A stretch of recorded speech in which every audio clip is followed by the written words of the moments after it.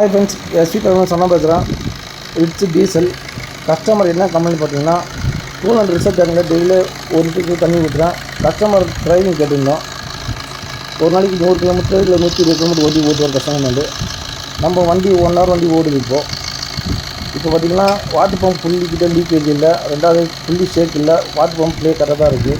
Belt நல்லா தான் இருக்குது. ரெண்டாவது பார்த்திங்கன்னா டெர்மோஸ்டேட் ஹவுசிங் செக் பண்ணி பார்த்தோம். அங்கே லீக்கேஜ் எதுவுமே இல்லை, நல்லா தான் இருக்குது. கூலண்ட் ஹோஸில் 3ஆவது செக் பண்ணி பார்த்தோம். கூலண்ட் ஹோஸ் எல்லாமே நல்லா தான் இருக்குது. ஈஜர் ஹோஸ் நல்லா தான் இருக்குது. 4ஆவது பார்த்திங்கன்னா நம்ம ரிசர்வ் டேங்க் செக் பண்ணி பார்த்தோம். ரிசர்வ் டேங்க் ஹோஸ் பார்த்தா தெரியும், ஓவர் ஃபுல் ஹோஸு. அவங்க லீக்கேஜாக தான் பார்த்தோம். ஹெட் கேஸ்கெட் எதுவும் ப்ராப்ளம் இருந்துச்சுன்னா கண்டிப்பாக ஓவர் ஃபுல் ஆகும், வெளியே வந்துடும். இப்போ பார்த்தோன்னா உங்களுக்கு ரேடியேட் பாட்டம் நல்லா தான் இருக்குது.